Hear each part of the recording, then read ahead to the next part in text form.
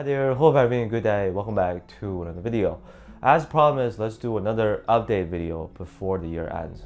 These four today, two of them are out here because they received the highest number of votes from the comment section last time. So I'll update you on how or if my experience changed. The other two, availability is becoming nice and tasty. We got a ton of new colorways and it's discount season. You should be able to find them easily. Probably some great deals around the holidays, even though the release wasn't even that long ago. By that, I'm referring to the Freak 6. 808 Ultra might be on sale on waveway.com. There's some brand new versions too. Anyways, the four shoes on today's menu are the 808 Ultra, Freak 6, Big3 5.0 Quick Pro from 361 degrees. A lot of people were asking about that one. Fair enough. I'll remind you how good they are. Oh, and they're also going for dirt cheap in China. And 2WXY V5 from New Balance, another absolutely fantastic performer that I do have important updates on. By the way, if you're wondering what this update thing is about, basically these are basketball shoes that I've already done a separate video on before, but you know how our experiences change. Sometimes the shoes continue to break in. They're either holding up well or wearing down quickly. So this is sort of my opportunity to tell you what's happened after a while. If you'd like to see more videos of this type, let me know by dropping a like, please. Also comment down below the shoes you want to see on the next update. And here we go. First one to update you on, I was a little surprised by how many people were asking about it. But here it is, the 808 Ultra from Wave.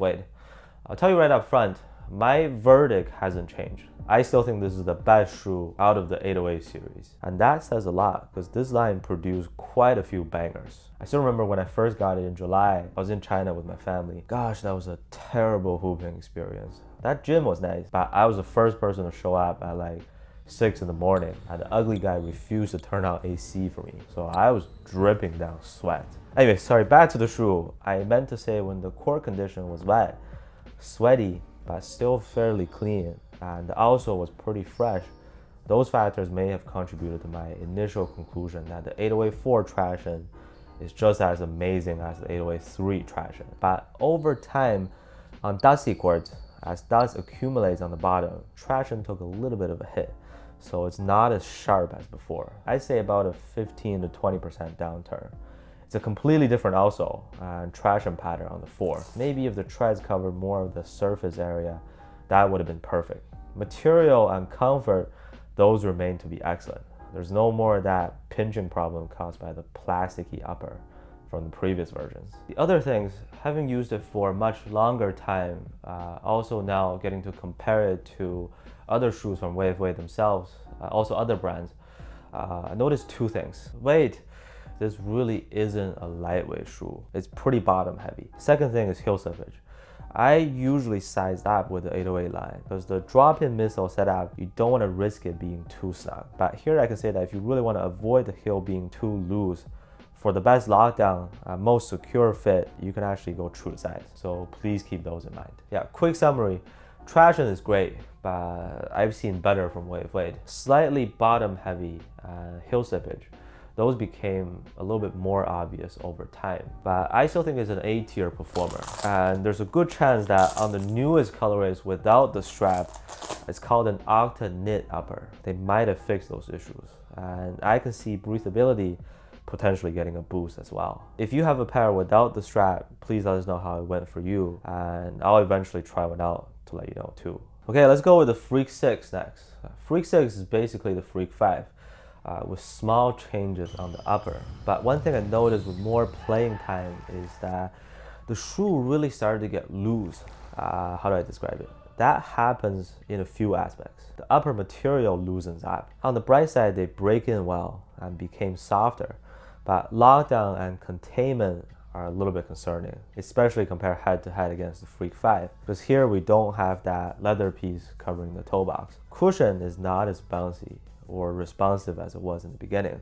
Well, it wasn't that nice to begin with, but maybe those compression marks on the midsole are a good indication that it went from a subtle but sufficient setup to now being kind of sloppy. The more I press down on the heel there, it gets even softer.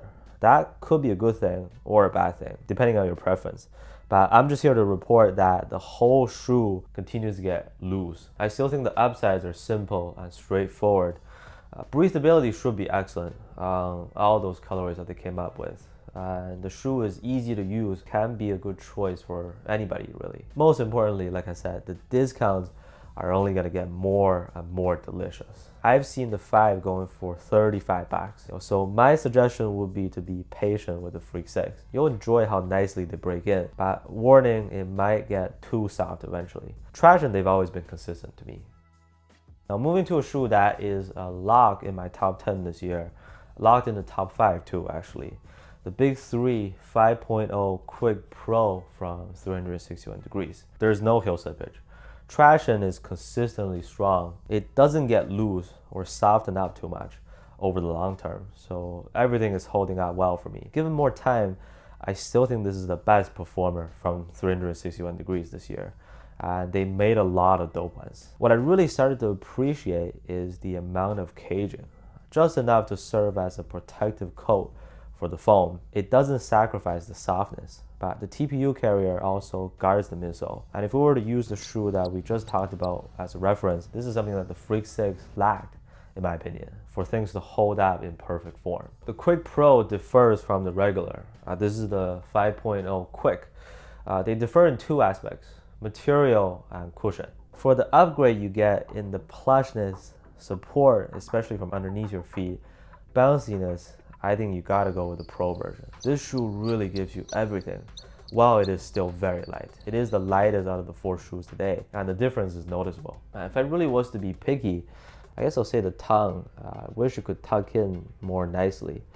The way it is, it doesn't really bother me or cause any discomfort, but I would have loved to have a relatively short tongue that doesn't stick out too much. That goes better with the plush interior padding and everything, I believe. I think there's some good deals you can find at sales from 361 degrees right now. If you could get a pair for around 100 bucks, that's great. And they also make quite a few mismatching colorways that are pretty cool. Still dropping new ones. I just got myself a second pair too. As a regular rotation shoe, I'm pretty sure you won't regret this purchase. Last but not least, this is also a fairly affordable beast on the court.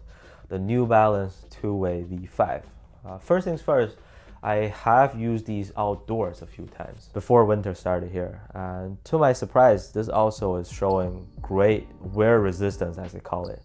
In other words, they are durable, yes. On this also, I still haven't noticed any significant wear and tears. I've used it on a concrete court and a rubberized outdoor court, didn't see a problem. I've been bringing these as like my backup recently, quite a few times, in case the newer pair sucks. Because I know that no matter what the court condition is, clean or dusty, outdoors included, I would be confident knowing that the two-way V5 can get me to a hard and complete stop every time down the floor.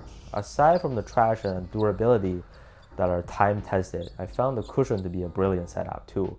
Fresh Foam X plus fuel cell, responsive, yes. Great impact protection. The foam absorbs impact well, and that's always been the case, similar to the two-way V4. Now we gotta point out concerns.